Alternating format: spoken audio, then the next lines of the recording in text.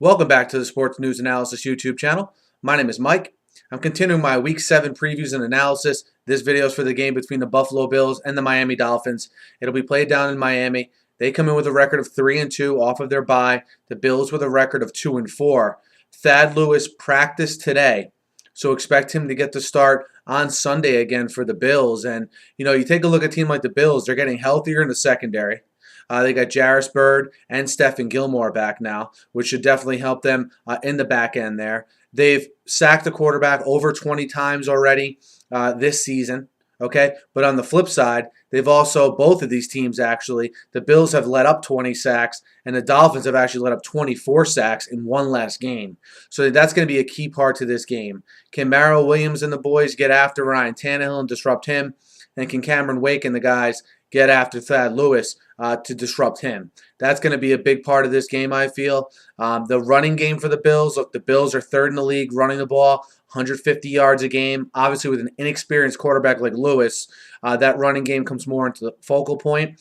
The only problem with that is it comes in more focal point for the defense, too. Expect to see a lot of 8-man fronts at minimum against this Bills team until Thad Lewis proves that he can beat the fronts that are presented to him. Because when you have two good backs like Spiller and Fred Jackson, and you have an inexperienced quarterback, it stands to reason they're going to try to, cut that off first. And the Bills, from a defensive standpoint, if you haven't seen Kiko Alonso play yet, he's leading the NFL in tackles.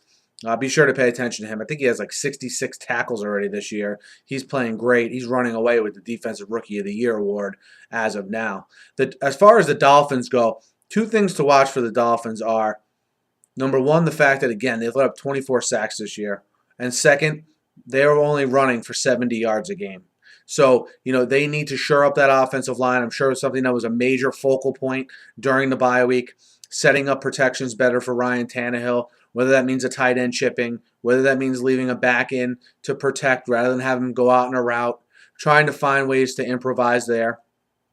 The running game is obviously a byproduct as well of the offensive line not being up to par.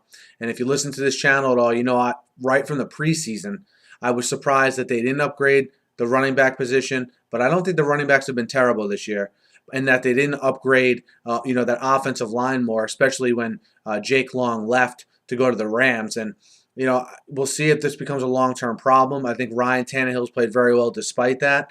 I do like the matchup to the outside receivers. Certainly on the Bills' cornerbacks and safeties. I also, I'm just interested to see who's going to cover Mike Wallace from the Bills, how well they're able to match up against him. I think the Dolphins, the one thing they got to avoid, Tannehill's got to avoid, is the big turnover. The Bills are prone to turning the ball over, especially via the interception. They play a lot better at home, though, this Bills defense does. And, I worry about an inexperienced quarterback in Lewis going on the road a little bit banged up. Maybe you're putting a little too much pressure on that running game to have to be prolific to win this game.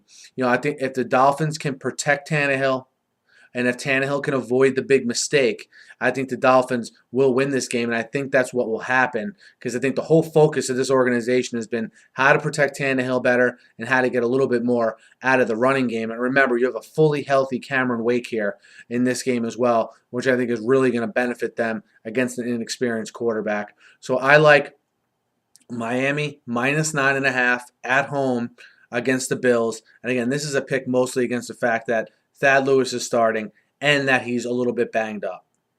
So, guys, let me know what you think. Hit me up in the YouTube comments. Hit me up on Twitter at SNewsAnalysis. Be sure to subscribe to my channel. I preview and recap every game every week, and I'm always talking the news of the day in the NFL. So be sure to subscribe. Thanks for listening. Have a great night.